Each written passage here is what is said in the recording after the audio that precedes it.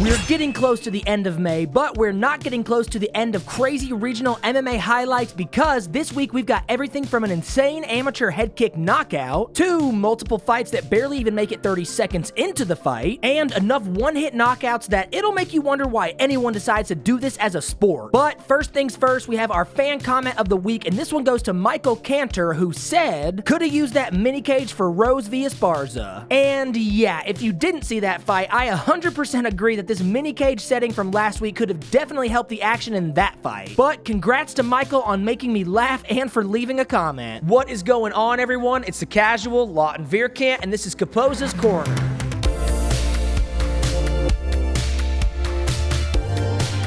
Kicking us off this week, we're heading to One Pride MMA Fight Night 48 in Indonesia for one fight. Here, we have a strawweight matchup that sees Rustam Hutajulu with a 4-2 record, and he's up against Gideon Manurung, who has a very clean 5-0 record. So, just 30 seconds into this one, Gideon takes this one to the ground, and while trying to go for the finish, he gets caught in this triangle, but wait, he decides to spin around thinking that'll help the situation, but it only makes it worse. Dengan rekor 5 kali kemenangan ini, apakah ada secara mental atau segala macam? Kalau kita lihat dari video, yeah, I don't think anything was going to get Rustam to let go of that triangle. And what's even crazier is that when he flipped over, he continues to go for the inverted triangle and sinks it in, and after just 20 seconds of fighting, he is forced to tap. You definitely don't see inverted triangles like that very often, but we are here for it, and congrats to Rustam on the win and for improving his record to 5-2. Now we're gonna go take a look at Ju Chang King Fight Night 2022 Round 3 in China, and it is time for Caposa's hand-picked submission of the week. This is a bantamweight bout between Yinguang, sitting at an even 4-4 record, and his opponent Lee Youngfang, who has a very solid 8-1 record. Staying true to our first round finishes, this one also goes to the ground just 2 minutes in, and once Lee secures the full mount, well, I truly didn't expect this to happen. He's in trouble. Looking for the armbar at the same time. It's going for the armbar at the same time. Oh, it's over. It's over. Did you see it? Yeah, watch the arm that's secured and tell me it doesn't look like it breaks or at the very least dislocates. But Ying literally has no reaction, and nowhere that I could find claim that anything broke during this fight, but that little pop at the end definitely makes me think some more damage was done on this one. But what another weird submission. He secures the mounted triangle, and then once that arm is isolated, he thinks, sure, I'll go for that too. And he gets the armbar, which puts a stop to this fight. This win improves Lee's record to 9-1, which is a very solid record, so we hope to see some more of him in the future. Next up, we're heading to We Love MMA 58 in Germany for one fight, and this one has minimal footage, so you know what to do. Take a look, and then we'll talk.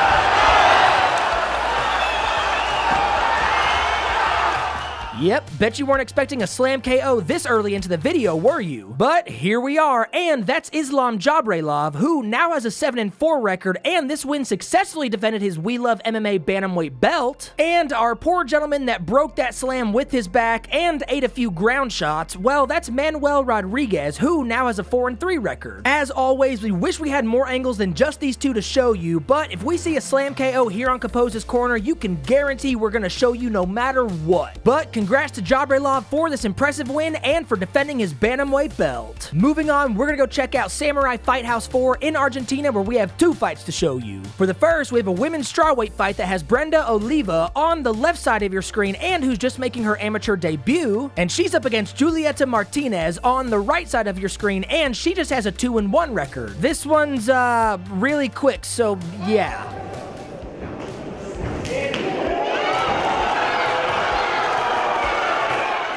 Yeah, I counted 4 seconds. 4 seconds is all this one took. However, this was the beginning of the second round, but damn. Now, I didn't catch this until Caposa pointed it out, but look at how she basically hides his head kick with the right cross, and I don't know if that cross was just a miss, or if her intention was to distract her from the devastating head kick that was coming, but man, did it work. Martinez also won her debut just 3 fights ago via nasty head kick KO, and that one was just 20 seconds into the first round. So, although it's early in her career, she now has a 3-1 record, and I've got a feeling she's got a few more insane head kick KOs coming in her future. For our second fight at Samurai Fight House 4, it is time to cover our prospect of the week. Here we have a co-main event bantamweight title fight for the vacant belt between Carlos Gomez with a 6-2 record, and he's up against our featured prospect Mauro Mastromarini, who has a 12-1 record. So here's another one where we make it to the second round, and most of this round was spent feeling each other out, but once Mauro gets it to the ground, well, he spends about the next 4 minutes just landing shot after shot from mount, and the ref decides to let it continue, so he makes it to the bell, and wait, what's this?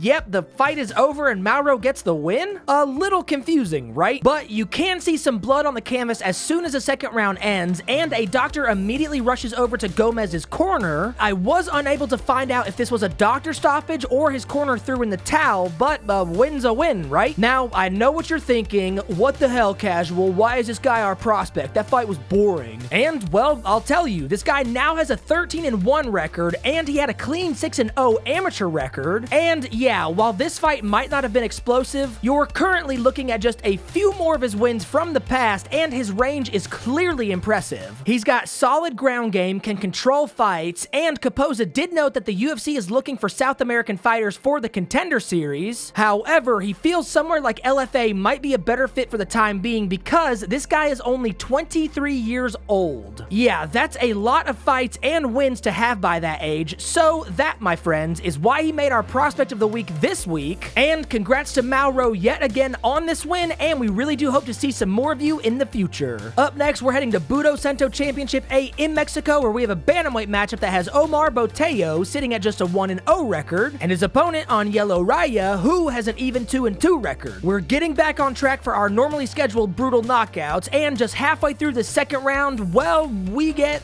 this. While Raya is going hard now. Whoa! What a right hand!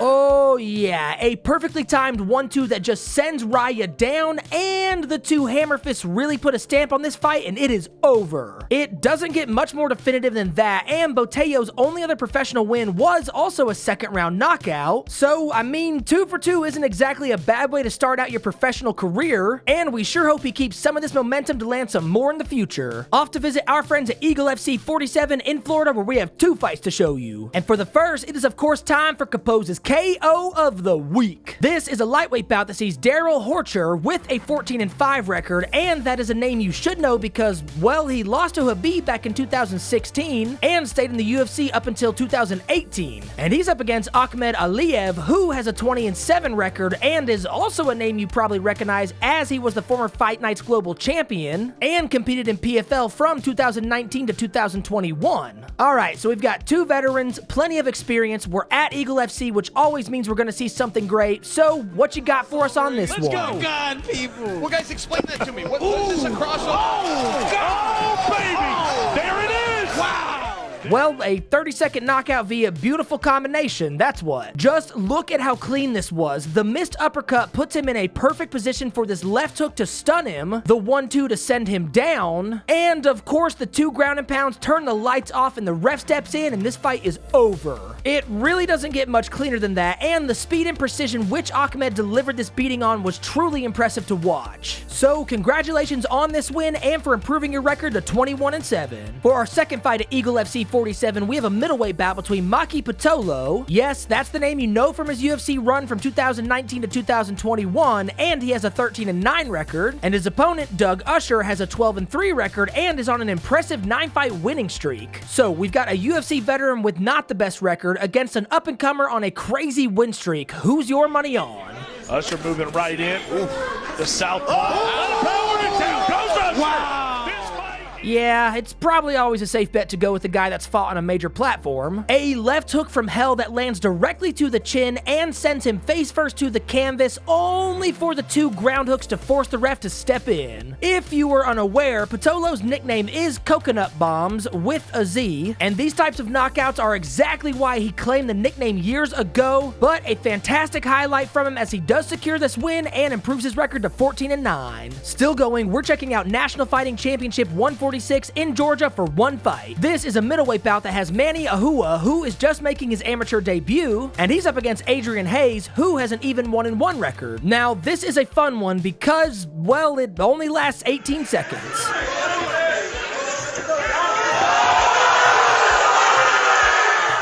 Nothing like a one-punch KO in an amateur fight, am I right? Ahua just absolutely flatlines his opponent with this single punch that just sends him face first and down to the canvas. This is yet another one where we wish we had more angles to show you, but just look at that step back into the jab, and yeah, that is all this one takes. Definitely not a bad way to make an amateur debut, and hopefully he's got more to come in his future. And for our last fight this week, we're heading to Ring of Combat 76 in New Jersey, where we have one last honorable mention due to limited footage, but it is just too good to leave out. And yeah, that huge overhand right you're seeing, well, that's from Anthony Delem, who was just making his pro debut, and he's a member of Team Sarah Longo, so he's definitely got some good names in his corner. And our unfortunate fighter that ate that huge shot, well, that's John Caldone, who now has a 1-1 record. And just for some context, this fight was in the second round, but this was just 36 seconds into that round, and Anthony decided that that was all the time he wanted to waste in this one. He also had an amateur record of 4-2, and like I said, with him training with Sarah and Longo, I think it's safe to say he'll probably have some more wins like this in his future. Next week is the final week of May, and you all seem to have the hang of it by now, but don't forget to vote for your favorite KOs, submissions, and prospects for the month of May down below in the comments, because after next week, I will be tallying up the comments so we can let you all know who gains the titles for these 3 categories. And don't forget to check out Caposa's website, grabacahitman.com, for weekly live schedules for all of these crazy regional MMA fights if you want to join in on the action and watch them live. You can also support him by giving him a follow on his Twitter at grabaca_hitman, or supporting him by checking out his Patreon at patreon.com/Caposa. And we want to say a huge thank you to all of these amazing organizations that never cease to amaze us, and to the fighters, winners, and losers, and we will see you all on the next video.